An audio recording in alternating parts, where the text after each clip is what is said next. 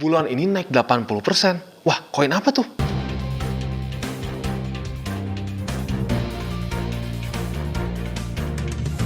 Oke guys, welcome back to Crypto Indonesia bersama gue Toshi, di mana kita akan membahas segala sesuatu yang berhubungan dengan cryptocurrencies dan blockchain. Jadi pada hari ini kita akan membahas mengenai Harmony atau One. Sudah cukup banyak yang request, dan akhirnya hari ini gue nyerah juga, gue bahas juga pada hari ini ya. Jadi langsung saja kita masuk ke videonya. Oke, jadi pada hari ini kita akan membahas mengenai Harmony, atau yang mungkin lebih sering dikenal dengan native tokennya yaitu One. Nah, jadi Harmony ini kita bisa lihat adalah satu cryptocurrency dengan ranking ke-57 di CoinMarketCap. Berarti kurang lebih mirip-mirip seperti Phantom ya, di sekitar top 50, ya mungkin di atas 50-an ya. Nah, kita bisa lihat market cap dia cukup besar. 2,5 miliar US dollars, ya, jadi nggak main-main.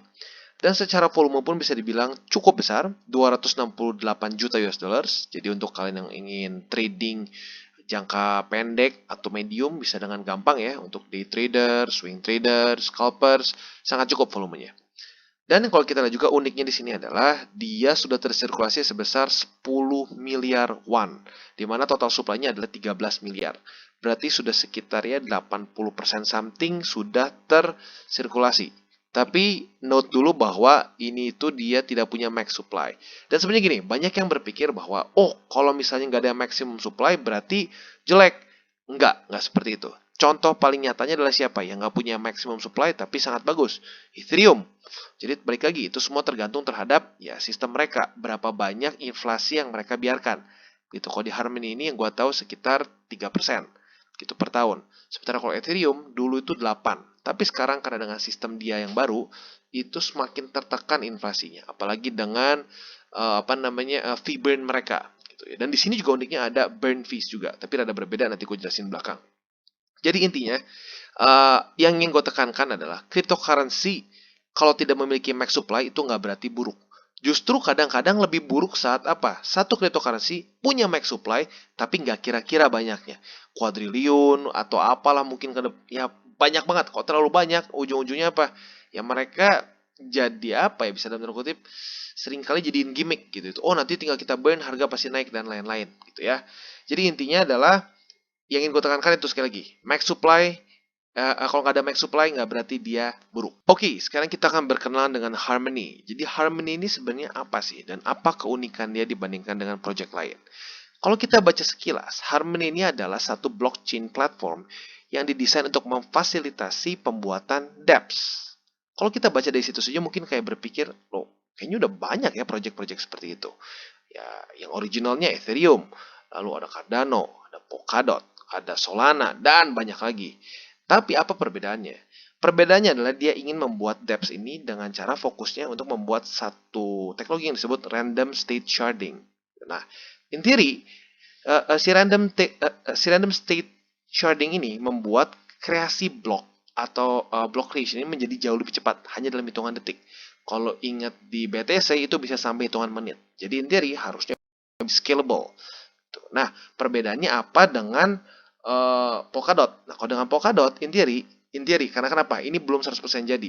In theory, kalau dia sesuai dengan yang dia desain begini ya, sesuai dengan yang dia perkirakan, ini bisa lebih cepat pengiriman data secara cross chain. Gitu. Dimana kan gue bahas kemarin ada parachain kan, parachainnya si Polkadot.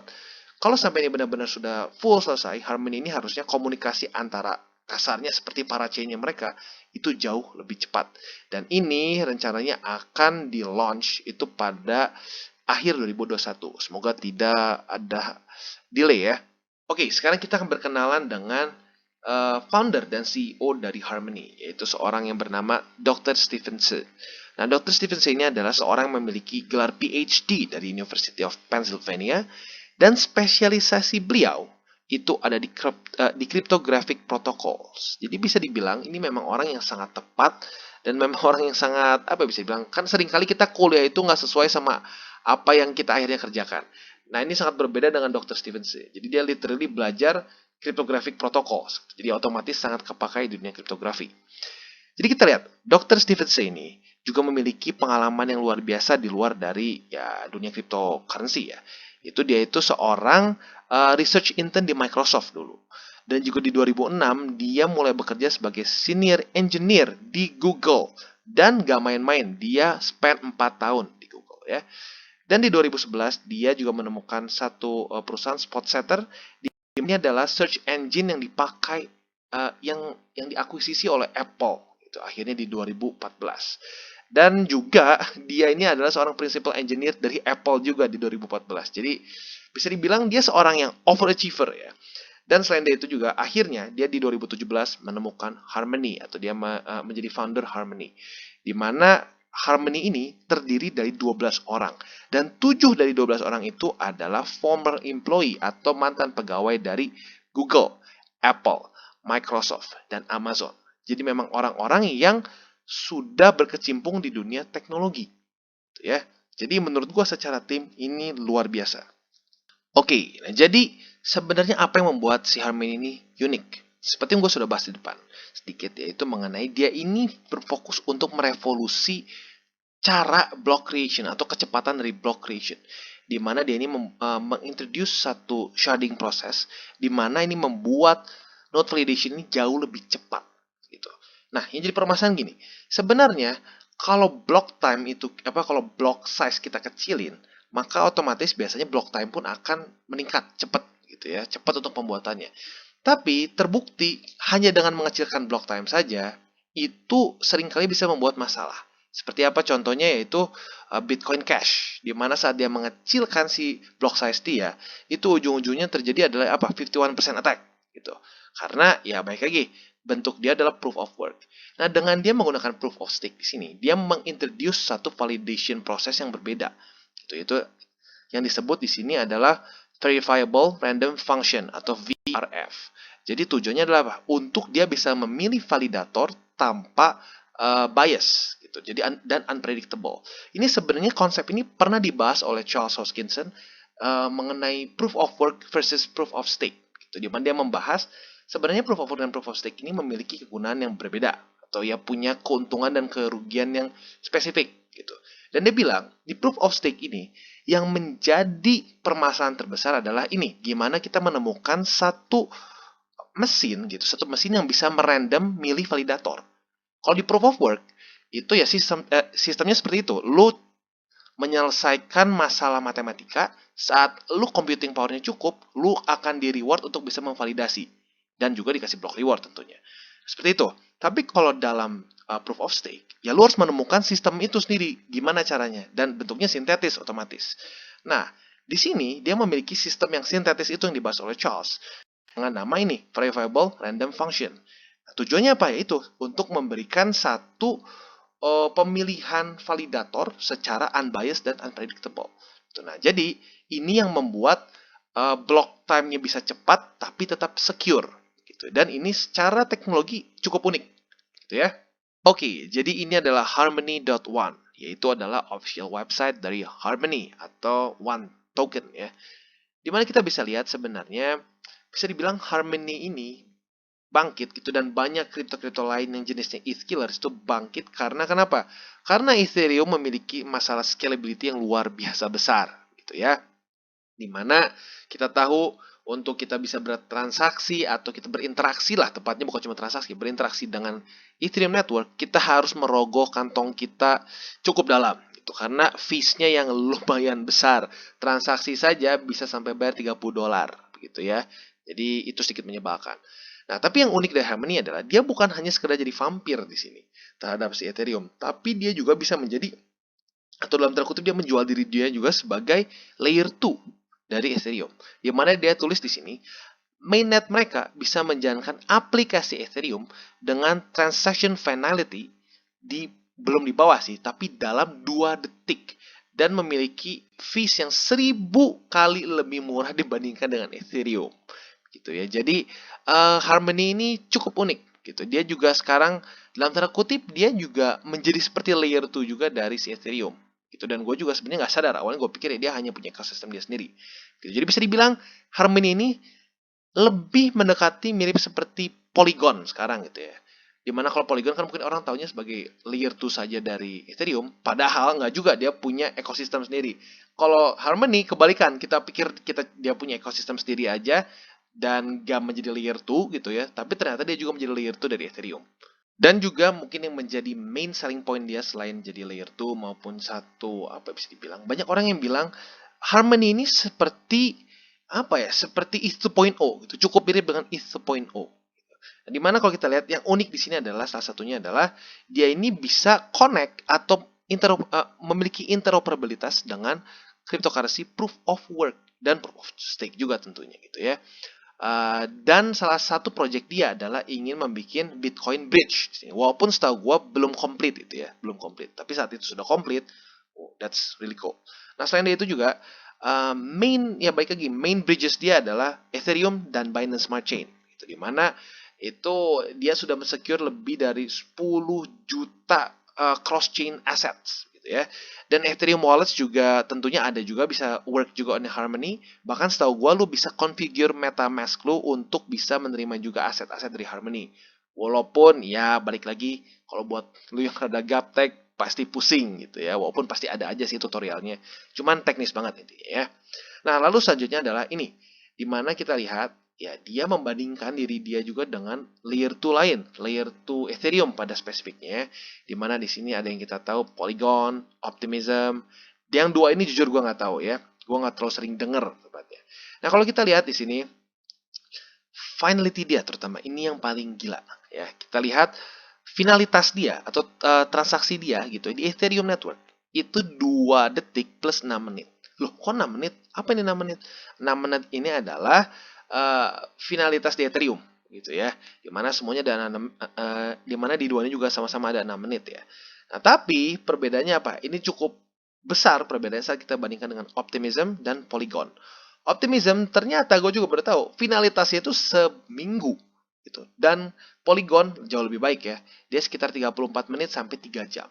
Itu berarti ya bisa dibilang Harmony ini dalam urusan finalitasnya luar biasa besar. Makanya itu salah satu main selling point dia juga, yaitu dia memiliki finalitas yang cepat dan bukan hanya di network dia sendiri, tapi di network tetangga pun dia bisa cepat. Karena nggak semua project ya, yang finalitasnya bagus di mainnet mereka, itu juga bagus saat dia cross chain. Gitu ya.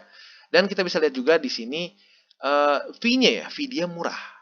Di mana di sini bridging fee-nya itu hanya 400 gas per transaction. Sementara kalau yang lain 510.000. Di sini berapa nih? Ini 2 million kah? Kayaknya mungkin ya, 2 juta. Lalu 21.000 dan di Polygon 295.000. Jadi in theory dia lebih murah dibandingkan dengan di Polygon.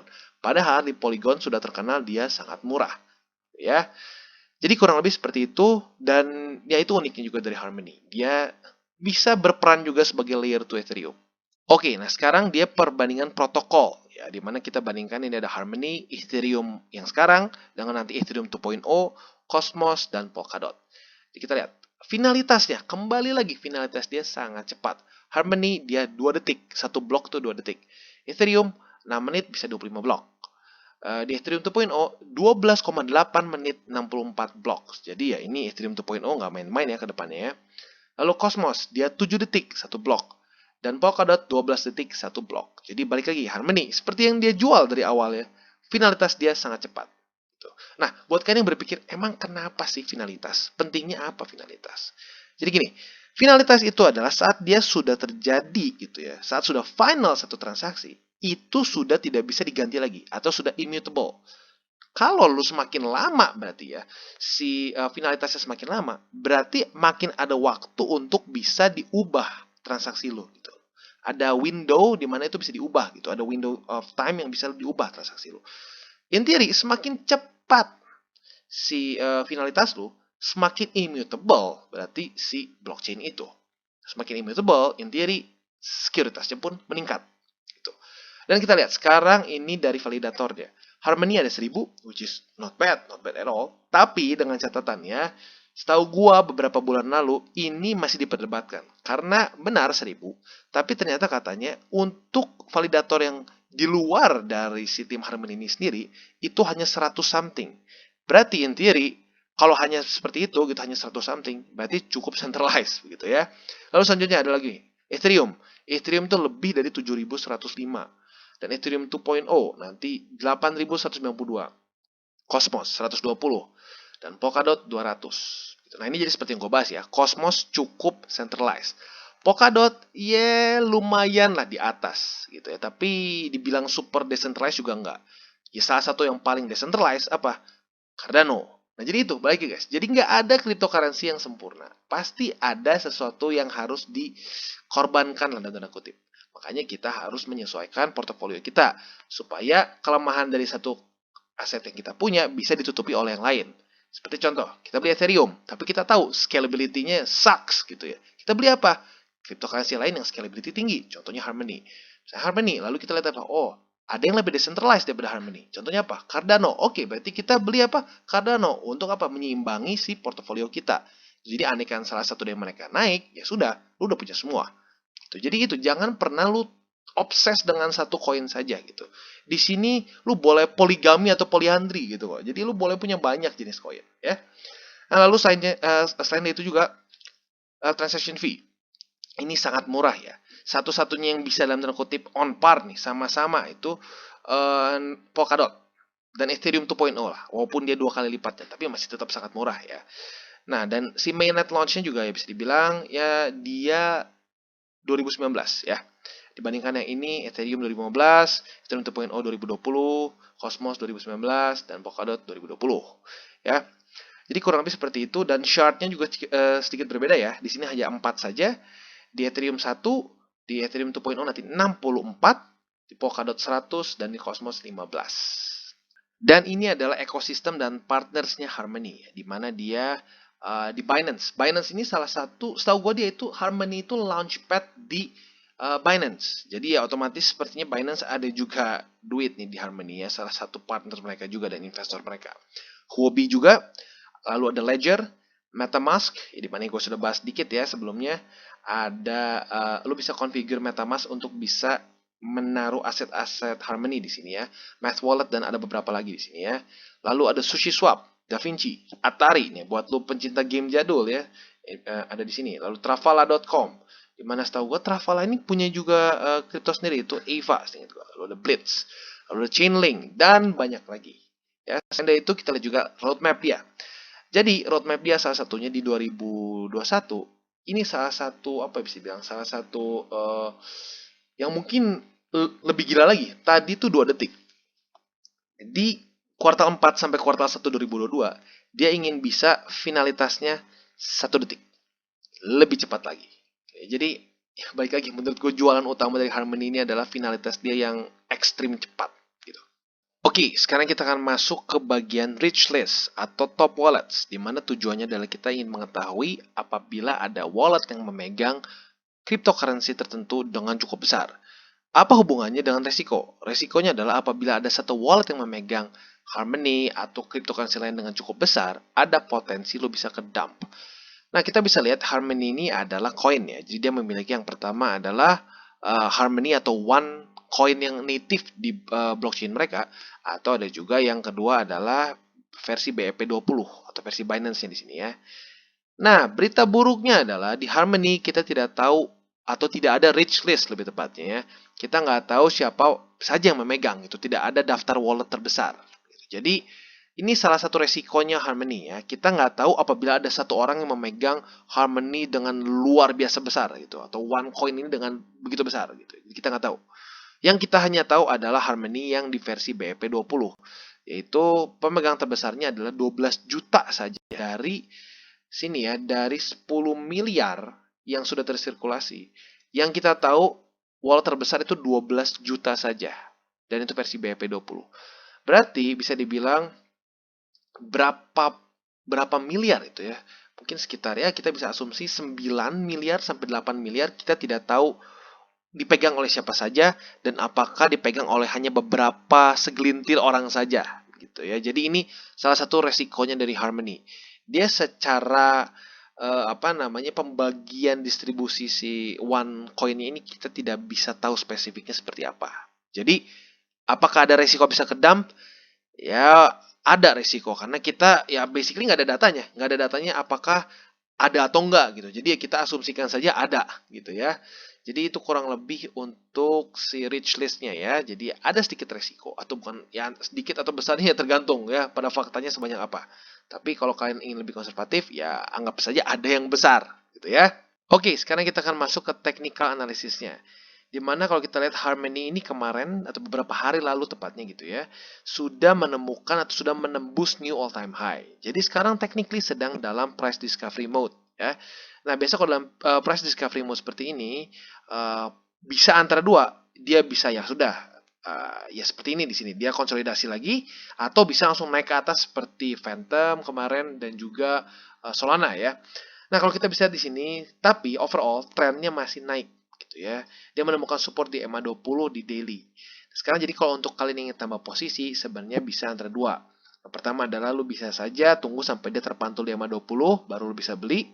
Kalau mau lebih konservatif.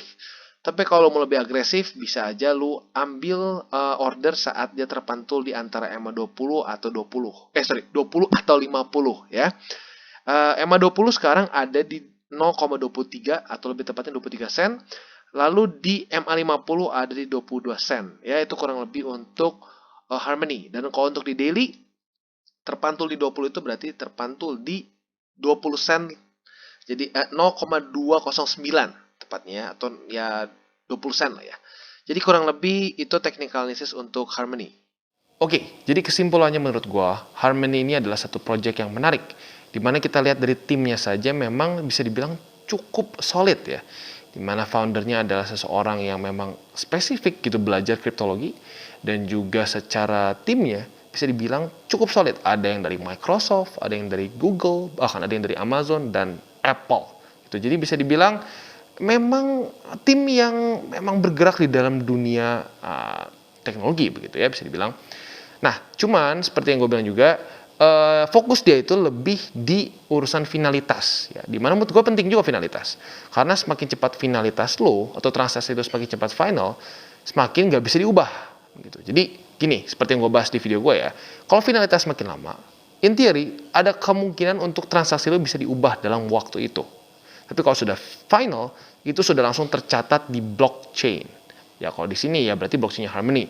Berarti semakin cepat tercatat, semakin aman hasil transaksi lo. Gitu. Dan selain dari itu juga, overall secara tokenomics juga cukup menarik lah gitu ya. Walaupun ada satu hal nih sedikit mengganjal dan bisa juga potensially menyeramkan, yaitu adalah kita tidak tahu rich list dari Harmony ini. Gitu ya. Kita hanya tahu versi BSC-nya saja atau BEP20-nya saja. Berarti in theory mungkin saja ada satu atau beberapa wallet yang memegang one ini dengan jumlah sangat besar. Nah, kalau itu terjadi, bisa saja itu membuat harga nanti bisa kedepannya kedam. Nah, jadi kita tahu pasti atau enggaknya ya enggak pada faktanya. Tapi kita nggak berarti kalau kita nggak lihat, kita nggak antisipasi. Gitu. Kita harus bisa antisipasi. Karena mungkin saja ada wallet-wallet yang besar di situ ya. Jadi overall menurut gue project yang menarik, tapi dengan catatan itu gitu ya. Ada kemungkinan bisa ke dump walaupun belum pasti gitu ya. Jadi kurang lebih seperti itu untuk Harmony, dan untuk jangka panjang menurut gua bisa saja untuk kita tambahkan ke portofolio kita, apalagi ini salah satu contender ETH killers ke depannya ya. Dan yang uniknya lagi juga bukan hanya sebagai ETH killers, tapi dia juga secara bersamaan menjadi layer 2 ETH.